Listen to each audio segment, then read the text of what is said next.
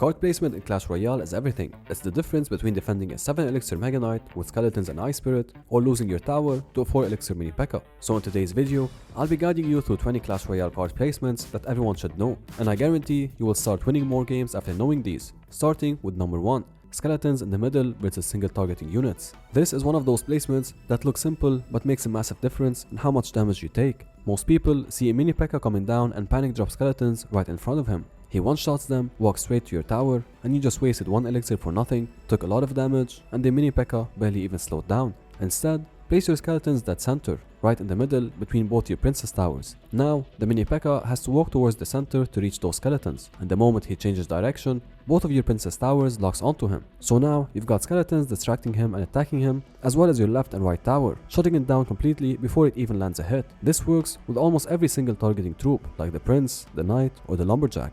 Number 2. Building placement. You see a hog rider coming and drop your Tesla or cannon somewhere in the middle, but it's random. The building pulls the hog successfully, but your tower still takes a hit because only one princess tower is shooting. Now of course this depends on the card levels, but we're not going that deep today. The correct placement however is 4 tiles from the river that center between both lanes. This is the sweet spot because this not only pulls the troop in, but it also pulls it into the range of both towers, which shuts it down without any damage taken. This works on basically everything: Hog Rider, Giant, Golem, Royal Giant, Balloon, Ram Rider, or any building targeting troop.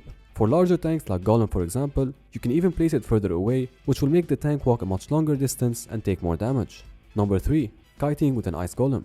If you see a big tank coming to your tower, like a P.E.K.K.A., Mega Knight, or a Skeleton Giant, putting your Ice Golem in front of it will get it killed instantly. Instead, you want to put it right at the bridge, slightly to the left or the right, opposite of where the troop is coming from. That way, your opponent's troop will follow the Ice Golem all the way across the arena, allowing both your towers to attack it, completely shutting it down. Now this also works using other building targeting troops like a Giant, but it's a bit more tricky using something like a Hog Rider because it jumps over the bridge, or even a Battle Ram because if your timing isn't perfect, its movement speed will outrun the opponent's troop and let it retarget to your tower.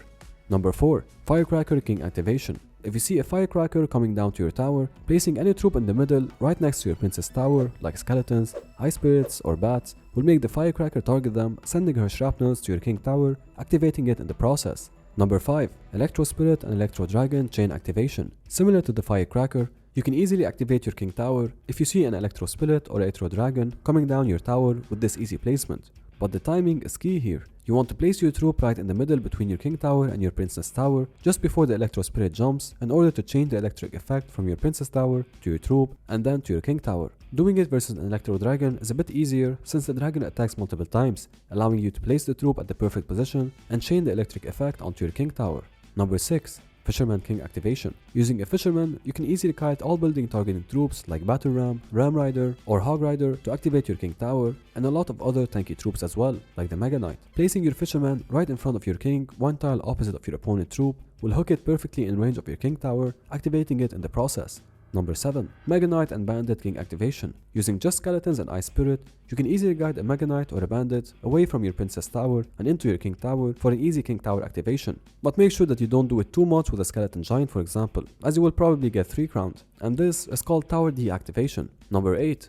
High building placement to avoid spells. When you're playing against a somewhat skilled player, if your main counter to their win condition, say a Hog Rider for example, is a cannon, they will start to pick up on your strategy and predict your building placement with a Fireball or an Earthquake. But you can outsmart them by placing your building far ahead closer to the river, still kiting the troop, still allowing your princess tower to attack it, but this time, if they try and predict your building with a spell, they will completely miss, giving you a huge advantage in elixir and perfect defense. Number 9. The Goblin Gang opposite lane placement. This is one of those placements that separate players who understand spacing from players who just throw cards down. So your opponent drops a Royal Ghost or a Mega Knight coming down your right lane. The common reaction is to surround it with Goblin Gang, but Royal Ghost and Mega Knight have splash damage, so one swing and all your goblins are dead instantly. Instead, you want to place them 4 tiles from the corner of your opposite princess tower, so if the threat is in the right lane, you're measuring from your left tower. The Royal Ghost now has to walk all the way to the left side of the arena to reach your goblins, and while he's walking, both of your princess towers are shooting at him, plus your goblins are shooting from a safe distance. By the time he reaches them, he's already taken so much damage that your goblins finish him off easily. This one requires some skill to get it right every time,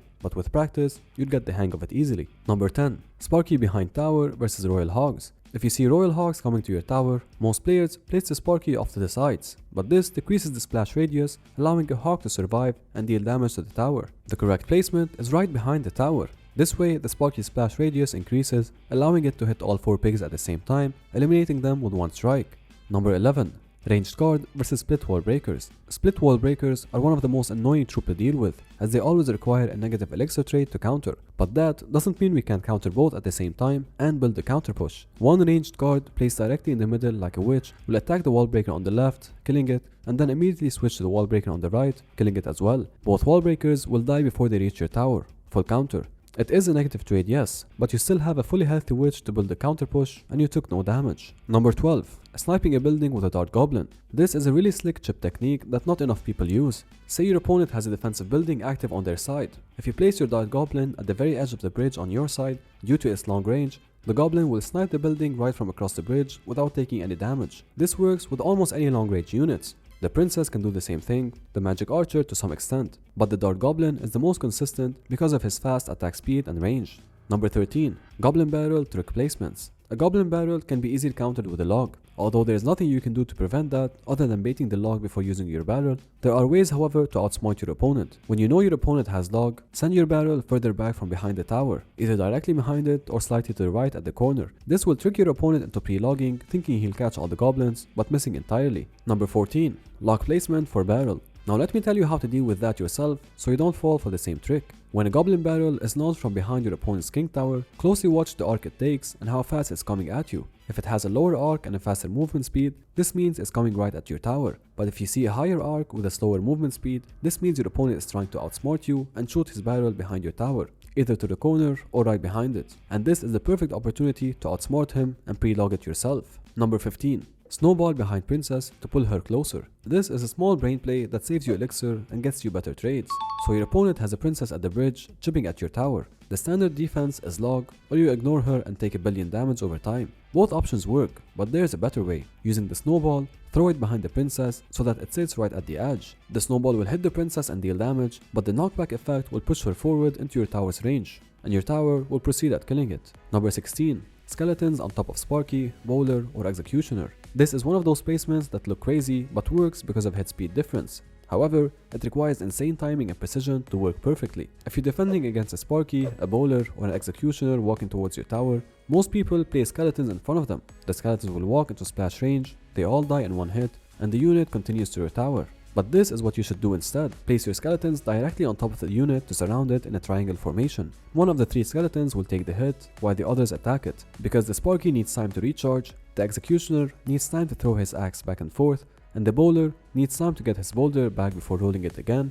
All this leaves time for the skeletons and your tower to get the damage. Number 17. Hog Rider next to a big troop to push it away from a building. The Hog Rider push trick is an advanced and somewhat expensive offensive placement that can completely negate your opponent's building if you don't have a big spell. If your opponent has a building placed like a cannon that perfectly captures your hog as it crosses the bridge, placing a heavy troop like a giant or a mega knight right next to the hog at the bridge right as it jumps will push your hog further from the building's radius, completely ignoring it and going straight to the tower. Your timing and placement has to be perfect to work, so you might need some practice before you get it right. Number 18. Big tanks in the corner versus behind king. This is a beatdown fundamental that changes how easy you are to defend against. Standard beatdown play is placing your tank behind your king tower, giant or golem behind the king, nice and safe. But here's the problem. When your tank is walking from behind the king towards the bridge, your opponent has all the time in the world to place a building in the center and pull your tank in the middle. But the key thing here is that it can specially put a building further away to pull your tank, making both towers attack it at the same time. But the trick here is placing your tank in the corner rather than behind your king. This placement will not allow building space further away to kite it, so your opponent has to place the building closer to the lane. This is a less game-changing placement trick since your opponent still has the ability to distract and kite your troop, but it's still useful to know in some matchups. Number 19. Fully counter a Goblin barrel with Valkyrie, Bowler, or Mega Knight. If you see a Goblin barrel coming at your tower, place your Valkyrie as soon as the barrel is launched right behind your tower. This will swing across all 3 goblins right as they land, countering them completely. Similar to the Valkyrie, if you place your Mega Knight right as the barrel's shadow reaches the river, the landing damage will fully counter it. For the Bowler, you want to place it right behind the tower, eliminating all 3 goblins right as they land. And finally, tip number 20. Kiting troops using wall breakers. A great way to kite troops for low elixir and threatening damage at the same time is using the wall breakers. As soon as your enemy troop crosses the bridge and moves a few tiles forward, placing the wall breakers at the bridge will distract the troop and retarget it to follow the wall breakers back around. This also works by placing the wall breakers in the middle, slightly opposite the incoming troops, which will drag troops like Mini P.E.K.K.A. or Bandit across the other lane, allowing it to take damage while following them. And there you have it. These are 20 placements that will make the biggest difference when playing. Learn those and master them, and I can assure you will win more games. Now let me know in the comments, did you know these, or have you learned something new? If you did, make sure to drop a like and subscribe.